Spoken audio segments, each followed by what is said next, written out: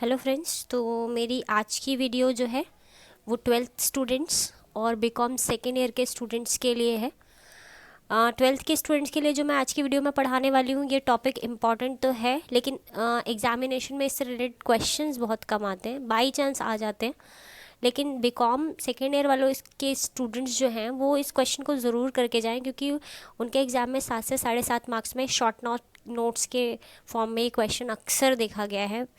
अगर मैं बोलूँ 100 में से 95 टू 90% तो ये क्वेश्चन आता ही आता है। तो क्वेश्चन क्या है, difference between real GDP and nominal GDP. इस डिफरेंस को समझाने के लिए मैं एक एग्जाम्पल के थ्रू इसको समझा रही हूँ। दो मैन्युफैक्चरर है, एक ए, ठीक है, और एक बी। ये दोनों ही अपनी अपनी फील्ड में, अलग अलग फील्ड में काम करते हैं।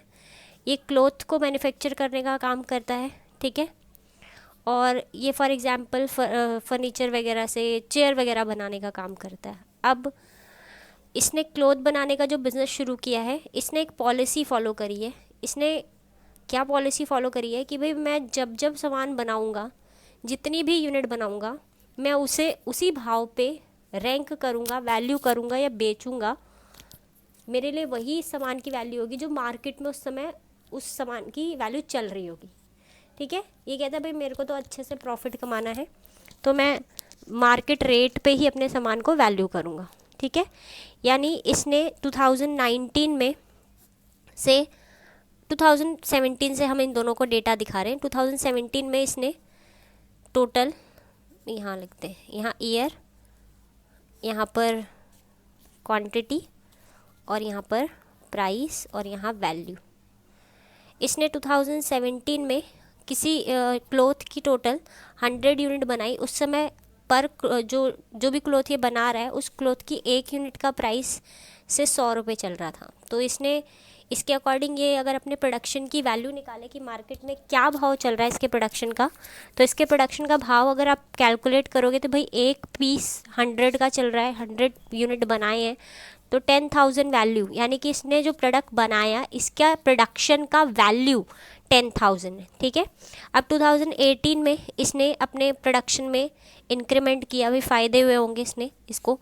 अब 150 यूनिट बनाए हैं। अब उस समय मार्केट में रेट, आपको पता है हर साल कुछ चीज़ों का रेट इन्फ्लेट होता रहता है, बढ़ता रहता है। तो उस समय इस सामान का जो रेट था वो से 120 या 200 रख देते हैं ताकि हमारा कैलकुलेशन आसान हो जाए। तो 30,000 की अकॉर्डिंग इसने प्रोडक्शन, इसका जो प्रोडक्शन का वैल्यू था वो 2018 में कितना पहुंच गया, 30,000। कैसे, 150 यूनिट है, एक यूनिट 200 की चल रही है, तो 30,000 हो गया। उसके बाद 2019 में इसने 200 यूनिट बनाई और भाव पहुंच के 300 हो गया एक यूनिट का। तो इसके अकॉर्डिंग इसका जो सामान है वो, मैं कैलकुलेट गलत कर रही हूँ, नहीं ठीक है,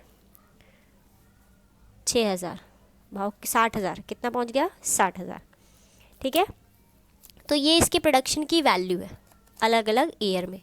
अब बी नाम का जो मैन्युफैक्चरर है वो क्या पॉलिसी फॉलो करता है, वो पॉलिसी फॉलो करता है कि वो एक रेट ले लेगा। बहुत ज़्यादा कमाने खाने वाला इंसान नहीं, बस संतोषजनक इंसान है, इसको आराम से, मतलब लालच नहीं है इससे ज़्यादा। तो इसने 2017 में जो रेट चल रहा था उसको बेस मान लिया। उसने कहा कि मैं इसी रेट पे हर साल अपने कुर्सियों को बेचूंगा। अब इसने 2017 में 200 चेयर्स बनाई थी। उस समय भाव चल रहा था 200 पर चेयर, तो 40,000 इसकी वैल्यू हो गई टोटल प्रोडक्शन की, ठीक है। प्रोडक्शन की वैल्यू कैसे निकालेंगे, P इंटू क्यू, जितना क्वांटिटी बना है एक यूनिट का प्राइस, तो उससे पता चल जाएगा कितने अमाउंट का प्रोडक्शन हुआ है। 2018 में उसने बोला भाई मैं तो सज्जन इंसान हूँ, प्रोडक्शन बढ़ा, सज्जन इंसानों का भी प्रोडक्शन बढ़ता है, ठीक है। बट इसने कहा कि मैं उसी रेट पे बेचूंगा जिस रेट पे मैंने 2017 में सामान बेचा था, मतलब 200 रुपये पर यूनिट। तो भाव कितना, मतलब इसका प्रोडक्शन की वैल्यू कितनी हो गई, 60,000। कितनी हो गई, 60,000। अच्छा, फिर 2019 में क्या हुआ, इसने प्रोडक्शन 400 किया, बट भाव इसने उतना ही रखा, तो वैल्यू कितनी हो गई, 80,000। अब देखो यहाँ ये जो मैन्युफैक्चरर है वो भी प्रोडक्शन की वैल्यू निकाल रहा है, जो इसने गुड्स एंड सर्विस बनाई इसने भी वही वैल्यू निकाली, लेकिन दोनों में फ़र्क क्या है एक जो है, जिन बच्चों ने 11th में इंडेक्स नंबर पढ़ा है, मतलब बेसिकली सभी ने पढ़ा होगा, 12th वालों ने भी पढ़ा है, बीकॉम वालों ने भी, उन्होंने इंडेक्स नंबर में ये पढ़ा होगा। प्राइस दो तरह के होते हैं, एक बेस ईयर प्राइस जिसको हम P0 से डिनोट करते हैं, और एक होता है P1 करंट ईयर प्राइस जिसे हम P1 से डिनोट करते हैं, P1 से। क्लियर है? तो अब मैं वही कंसेप्ट समझा रही हूँ, देखिए ध्यान से। इस मैन्युफैक्चरर ने क्या किया, बी नाम के मैन्युफैक्चरर ने, इसने एक कांस्टेंट प्राइस को लेकर, एक बेस ईयर प्राइस को लेकर हर बार अपने प्रोडक्शन की वैल्यू निकाली है, मतलब 200 रुपये। और यही अगर मैं दूसरे मैन्युफैक्चरर की बात करूँ सॉरी, तो इसने हर साल अपने प्रोडक्शन की वैल्यू निकाली है, लेकिन इसने जिस साल वो बेच रहा है और जिस साल बेच रहा है उस साल के मार्केट में जो प्राइस चल रहा है, करंट ईयर के प्राइस पे उसने अपने गुड्स एंड सर्विसेज को आंका है, वैल्यू किया है। ठीक है? क्लियर है? दोनों ही तरीके ठीक हैं, जिसके जैसी भावना वो वैसे करता है। इसी तरीके से यही कॉन्सेप्ट, ध्यान से सुनना, यही कॉन्सेप्ट हम कंट्री में बनने वाली गुड्स एंड सर्विसेज की वैल्यू को कैलकुलेट करते समय हम यूज़ करते हैं। अगर हमारे देश में जितनी भी गुड्स एंड सर्विसेज बनी है, जो जीडीपी मतलब क्या होता है, the value of final goods and services, तो अगर हम अपनी फाइनल गुड्स एंड सर्विसेज की value, final goods and services की वैल्यू कैसे निकलेगी भाई, वैल्यू तो ऐसे ही निकलेगी, P इंटू क्यू।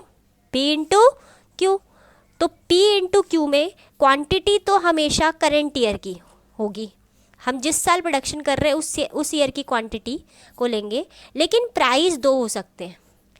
अगर हम अपने कंट्री में बनने वाली गुड्स एंड सर्विसेज की वैल्यू करंट ईयर के प्राइस पे भी हम कैलकुलेट कर सकते हैं, और किसी बेस ईयर, किसी ईयर के प्राइस को बेस लेकर बेस ईयर प्राइस पर भी हम अपने जीडीपी को कैलकुलेट कर सकते हैं। ठीक है? तो हमारे पास दो ऑप्शन है जीडीपी कैलकुलेट करने के।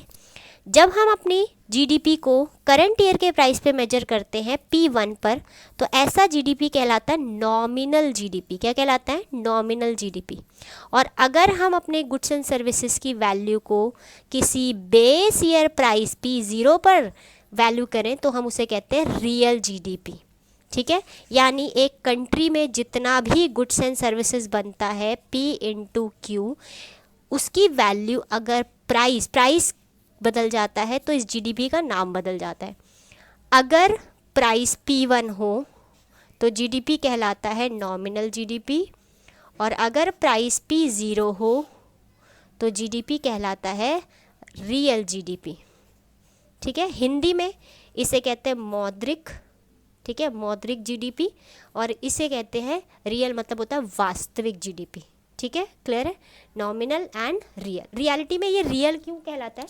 क्योंकि देखो ना, अगर मैं बात करूँ, अब जो हमारा बी नाम का मैन्युफैक्चरर था, उसका जीडीपी अगर बढ़ रहा है तो उसके जीडीपी का बढ़ना, हम ये कह सकते हैं कि भाई उसका जीडीपी अगर बढ़ रहा है तो उसका कारण प्राइस नहीं, इसका मतलब एक्चुअली में उसका क्वांटिटी बढ़ा होगा तभी जीडीपी बढ़ रहा है। क्यों? क्योंकि उसने बेस किसको, प्राइस को तो कांस्टेंट ले लिया है।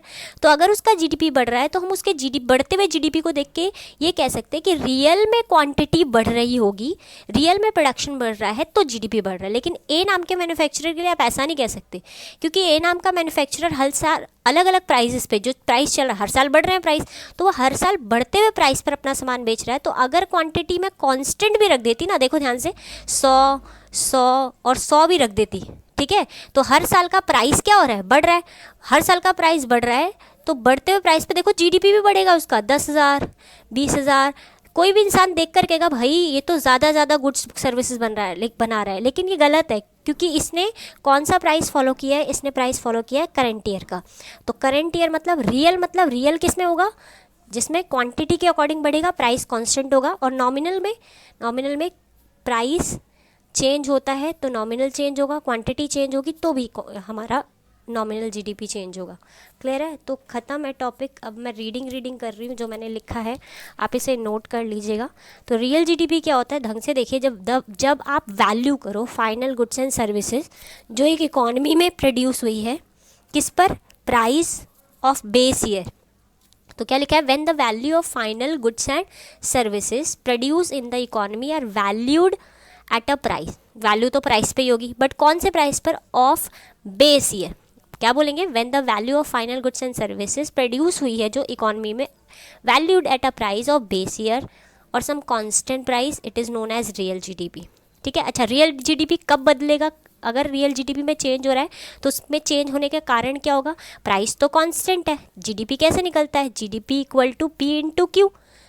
ठीक है, यहाँ तो ये कांस्टेंट रहेगा, इसका मतलब अगर ये जीडीपी चेंज होगा तो इसका कारण सिर्फ और सिर्फ किस चीज़ में चेंज होना होगा, चेंज इन क्वांटिटी या फिजिकल आउटपुट अगर चेंज होगा तभी ये जीडीपी चेंज होगा। तो कॉजेज ऑफ चेंज यानी ये जीडीपी कब बदलता है, तो real GDP can only change, सिर्फ एक वजह से चेंज होगा, if there is change in physical output. Clear है? इसका मतलब ये प्राइस इफेक्ट को क्या कर देता है, एलिमिनेट कर देता है। यहाँ प्राइस का कोई इफेक्ट नहीं आता, it means it eliminate the price effect, और इसीलिए इसको बोला जाता है जीडीपी, एक ऑल्टरनेटिव नेम है GDP at constant, GDP at constant year, constant price, GDP at constant price. Clear है? अच्छा, इंडिकेटर, ये सबसे बेस्ट इंडिकेटर होता है किसी भी कंट्री में। याद रखना, अगर गुड्स एंड सर्विस की वैल्यू नहीं वैल्यू तो बढ़े, लेकिन अगर वो गुड्स एंड, हमारी कंट्री में ज़्यादा से ज़्यादा गुड्स एंड सर्विसेज की क्वांटिटी बनेगी तो हर पर्सन के लिए availability of goods and services बढ़ जाएगी। यानी कि हमारी कंट्री में जीडीपी का बढ़ना प्राइस से ज़्यादा क्वांटिटी का बढ़ना ज़्यादा वैल्यू और सब अच्छा माना जाता है, क्योंकि अगर ज़्यादा क्वांटिटी बनेगी तो हर पर्सन के हिस्से में ज़्यादा गुड्स एंड सर्विसेज आएंगी। तो अगर ये जीडीपी, हम इस तरीके से अपना जीडीपी निकालते हैं, तो अगर ये जीडीपी बढ़ रहा है तो इसी जीडीपी से हम इकोनॉमिक ग्रोथ को मेजर कर सकते हैं। इकोनॉमिक ग्रोथ का मतलब क्या होता है, जब हर इंसान के हिस्से में ज़्यादा गुड्स आए, तो it is a true indicator of economic growth. Clear है?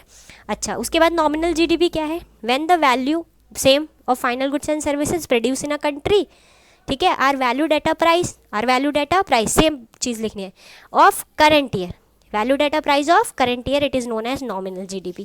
क्लियर है? अब वहाँ पर इसमें चेंज होने का कारण, कॉजेज ऑफ चेंज, तो इसमें चेंज प्राइस की वजह से भी होगा, क्योंकि प्राइस भी चेंज हो सकता है, और आउटपुट की वजह से भी होगा। जैसे वहाँ आउटपुट चेंज हो रहा था तो भी प्राइस, तो भी जीडीपी चेंज होगा, नॉमिनल जीडीपी, और अगर प्राइस चेंज होगा तो भी चेंज होगा। ठीक है, इंडिकेटर, ये क्या, ये बेस्ट इंडिकेटर नहीं है, क्योंकि अगर ऐसा जीडीपी बढ़ रहा है, नॉमिनल जीडीपी बढ़ रहा है, तो आप ये नहीं कह सकते कि भाई क्वांटिटी भी बढ़ी होगी जब तक आपको पूरा डेटा ना मिले।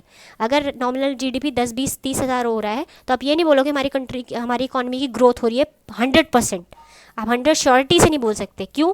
क्योंकि आपको पता है वो जीडीपी हो सकता है प्राइस की वजह से भी बढ़ रहा हो, तो आप क्या बोलोगे, it is not true indicator of economic growth. Clear है? अच्छा, एक और चीज़ ये लिखनी है, if nominal and real GDP change bye difference amount. अच्छा, अगर आपने एक ही साल का, मान लो आपने क्वांटिटी बनाई, आप क्वांटिटी तो Q1 है, ठीक है, यहाँ समझा देती हूँ मैं। देखिए, अगर आपने क्वांटिटी बनाई, ठीक है, Q1 100 यूनिट, 100 यूनिट, आपने यहाँ पर प्राइस P1 ले लिया और यहाँ पर प्राइस क्या लिया, P0 ले लिया।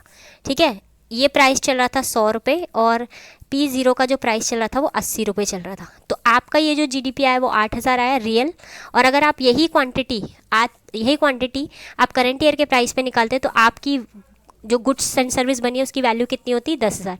अब अगर मैं बोलूँ कि रियल जीडीपी और नॉमिनल जीडीपी में ये जो चेंज आया है ये किस चीज़ की वजह से आया है, क्वांटिटी तो उतनी बन रही है, तो ये जो चेंज आया है ना, ये सिर्फ और सिर्फ किस वजह से आया, प्राइस। यानी कि अगर रियल जीडीपी और नॉमिनल जीडीपी के बीच एक ही साल, आप एक ही ईयर का सेम ईयर का अगर जीडीपी निकालते हैं, रियल भी और नॉमिनल भी, तो सेम ईयर का मतलब क्या हुआ, क्वांटिटी दोनों में क्या होगी, सेम, क्वांटिटी दोनों में क्या होगी, सेम। तो अगर इन दोनों में डिफरेंस आएगा तो इन दोनों में डिफरेंस का रीज़न होगा प्राइस की वजह से, तो प्राइस इफेक्ट, और इसी को कहते हैं प्राइस। इससे आप क्या निकाल सकते हैं, प्राइस इंडेक्स निकाल सकते हैं कि प्राइजेज में कितना चेंज हुआ, P0 से P1, यहाँ 8000 था जीडीपी और यहाँ 10,000, तो ये रीज़न क्या है, प्राइजेज बढ़े होंगे तभी करंट ईयर वाला जीडीपी ज़्यादा आ रहा है, करंट ईयर के अकॉर्डिंग अगर जीडीपी निकाले तो ज़्यादा आ रहा है,